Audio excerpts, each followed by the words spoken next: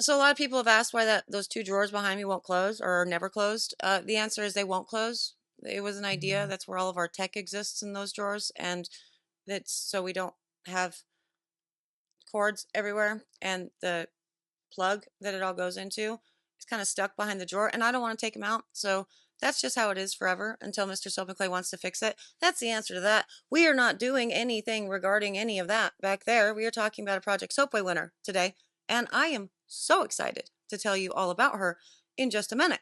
But before I do, hello, I am Mrs. Soap and Clay. Let's make stuff.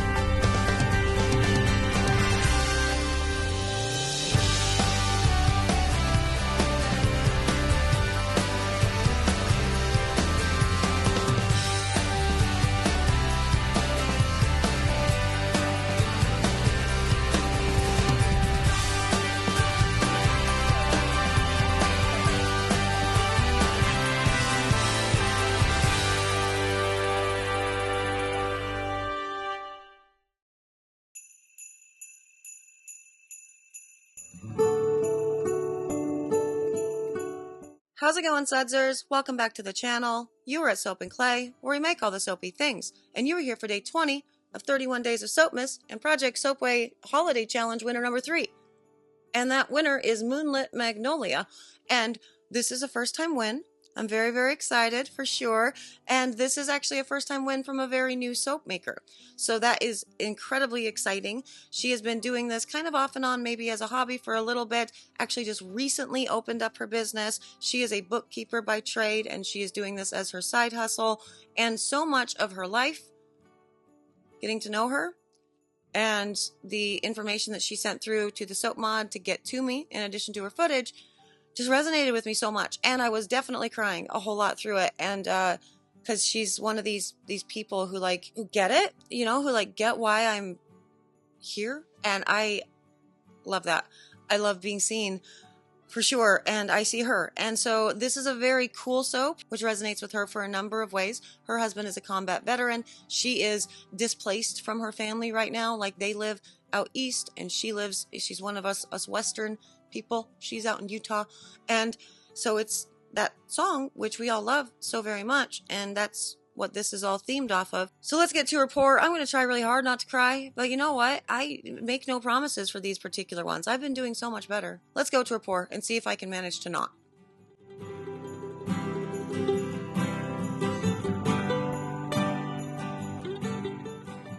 Okay, so we are here with Moonlit Magnolia soap. Amber, we know her, we love her, she's awesome, and there's a bit of confusion with all of this because I had originally titled this soap I'll Be Home for Christmas, because that's what it says in the letter that she sent me, information about the pour.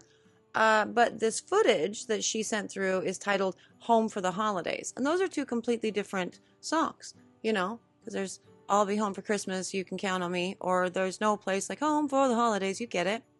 There's two different things, basically kind of same meaning within all of it. So this is I'll be home for the holidays, no place like it.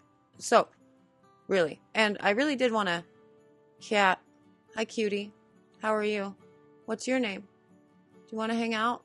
Do you want to say hi? Kitty, kitty, you want to... Hello, you're very pretty. Okay, bye. I loved seeing that in her footage, so I had to include it.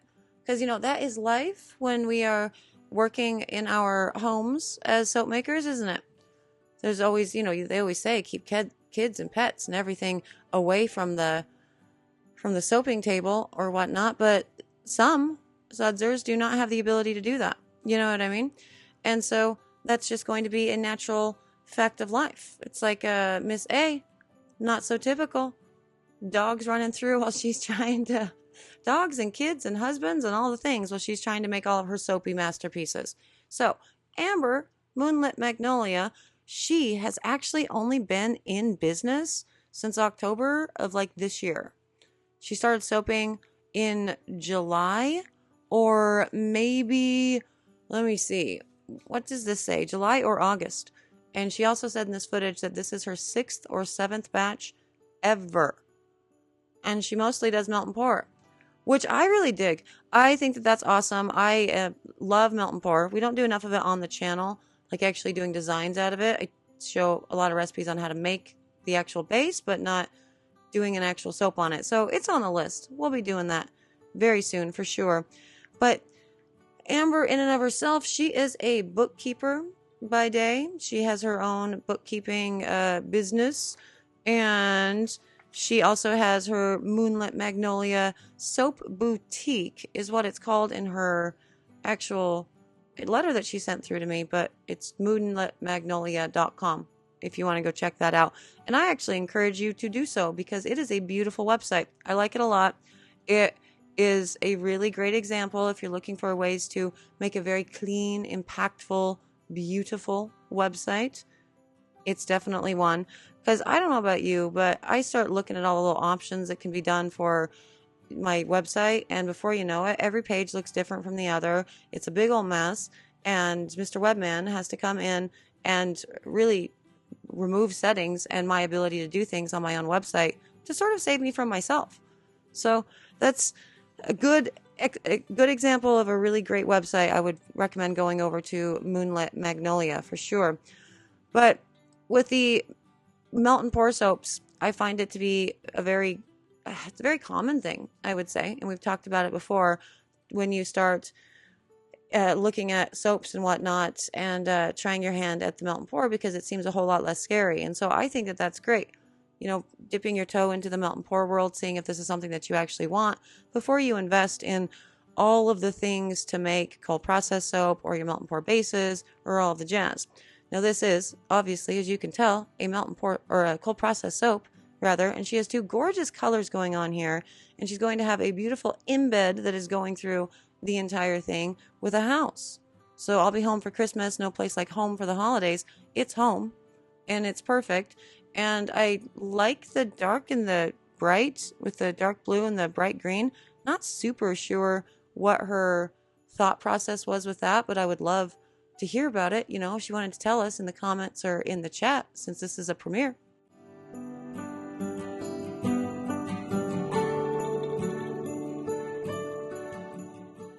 I love this so much. She actually said in her footage at this moment, she's like, I'm not doing anything dangerous. I'm not about to cut my arm. I know it looks like I am, but I'm not about to. And I giggled at that because I was just editing footage for something else. I think maybe the beer soap the other day, and for a couple days ago. And I had a moment where I had to like rewind the footage because I usually just fast speed through my own stuff.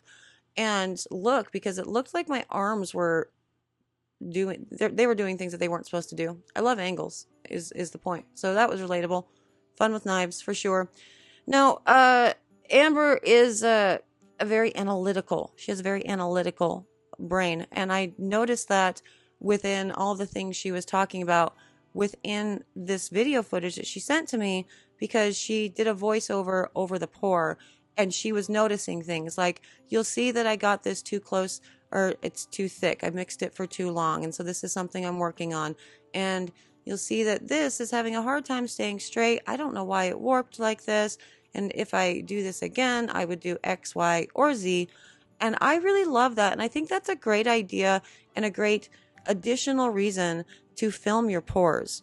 Because when you're in the moment and you're not, you're making soap and whatever, even if you're not going to end up using that footage for an actual video or whatnot, filming it can be just like reviewing tapes if you were in sports or whatever, reviewing tapes of your game so you can see where you can improve. So after you cut your soap and it's not quite the way that you want it, you can go back to your tapes and be like, well, why is it that this went this way?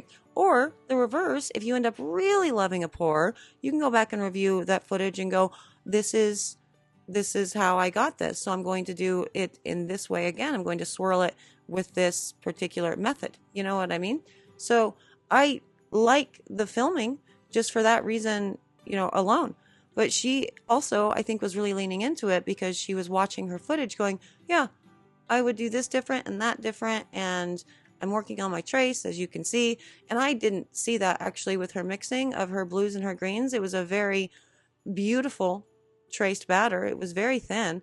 But by the time it got to the pouring stage, it went pretty thick. And so I don't know, could be something with her recipe, could be something with the fragrance. I'm not real sure, but could have been that she just took like 20, 30 minutes between mixing up the soap batter and actually getting to pour it, because that happens too. There is this one video from YouTube. I have no idea who it was, but it lives rent free in my brain. It's probably from like 9+ years ago, of this gal making soap in her dining room. And she just stops midway through the pour and takes a phone call. And she's gone for like 30 minutes. And she comes back and her batter is still fluid. And I'm like, what? That's amazing. I have no idea who it is. If anybody has seen that video and knows who it is, let me know. Because that has just been in my brain forever. Now, with all of the blue and the green, because it did get thicker, she's unable to do, swirls in the mold and really delicate wispy things. And so she's mixing it all together to really pull that green into that blue and create some depth and contrast, which I love. There's always the risk of when you mix things too much. Obviously, it's just going to go, gray in this particular instance. But we'll see in the cut if that's what she ended up with. And even if it is the case, a really dark bar of soap, it could be like in that white house. It could be, a Christmas house in dark time, This is just what I'm thinking. But since she had started actually kind of looking at the soap stuff, much like everybody else during the pandemic, she turned to hobby making. And so she started with candles, and she stumbled upon Katie from Royalty Soaps, and she was just so fascinated with Katie and the things that she could do. And then that sort of bled into finding my channel as well, which seems to be kind of a natural progression, I think, for a lot of sudsers. And I think that makes sense because Katie and I have very similar personalities. I don't know we have similar personalities, but we are both definitely acquired tastes. And so it makes sense a lot that we share an audience in some way. But she started making candles during the pandemic and then ended up down the rabbit hole for all the soapy things. And she became a sudser and has been watching all the videos and learning the things. And she says in this letter that the sudsers gave her confidence to that she could do this, that it's not something that's completely impossible. Because and I get that, a lot of soap makers definitely try to gatekeep the soap making process. I don't know if it's because they're afraid of competition, which I think is silly because, there are billions of people on the planet. I think 7 billion at last count. I'm not sure. We all need to get clean. There is enough room. There is enough clientele to go around. But people can make it seem really, really frightening and just, something that you maybe shouldn't do. And so I love that she found a community with the sudsers wherein she could get that confidence. And I am so grateful for the sudsers for that reason. Like, this is why I do Project Soapway. This is why when I say at the end of every video how much I appreciate and love the sudsers, I mean it. It's, some people would call it a parasocial relationship, I suppose, but these are, you guys are my people, because you are so welcoming and inclusive and helpful and not at all fighting and just, I don't know. It's the coolest forum. It's the coolest group of everybody on the internet. And I know that I've said that a whole bunch, but I'm going to keep saying it because it is still true.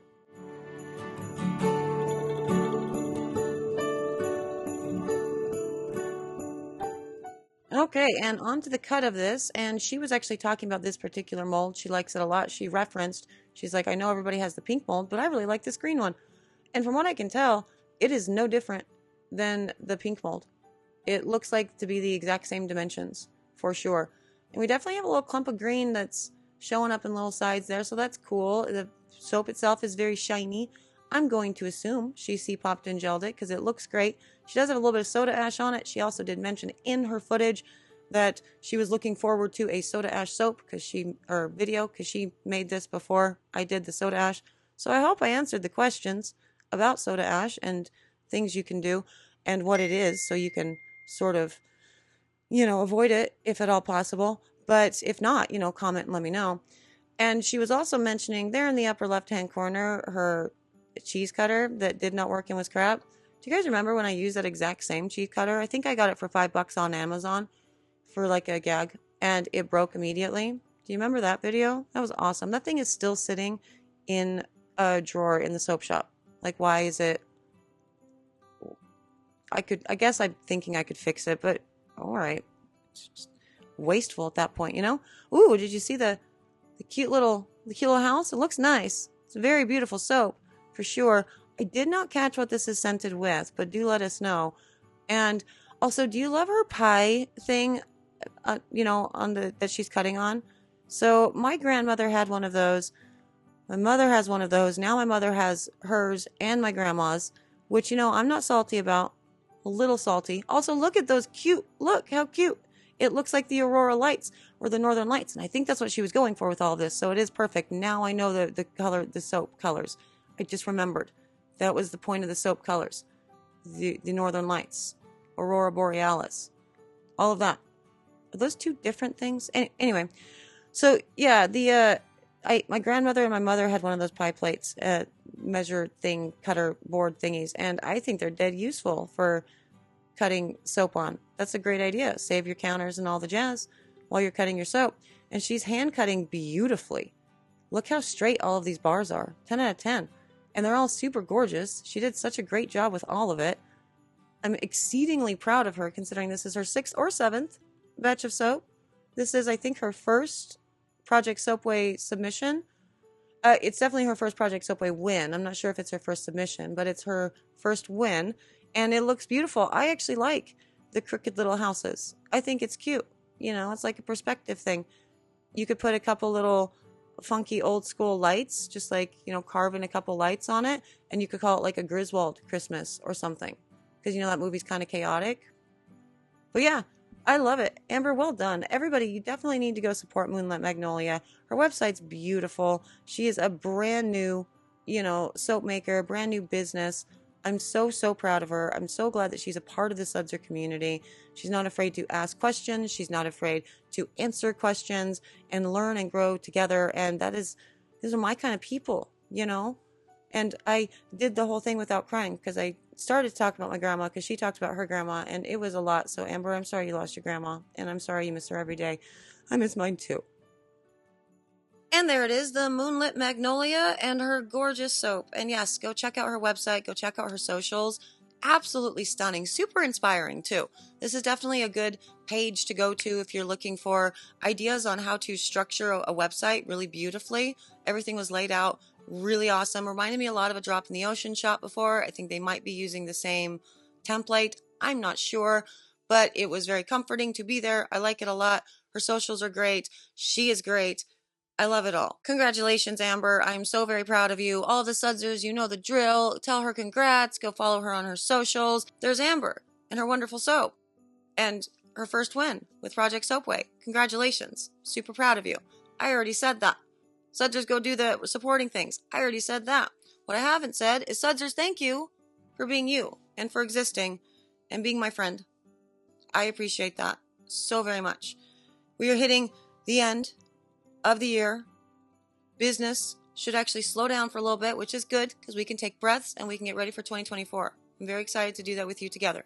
More information on all of that soon for 2024 and year 4, but not today. Today's all about Amber, Moonlit Magnolia. But I will see you guys all again tomorrow for another round of 31 Days of Soapmas. Soapy fun. Bye.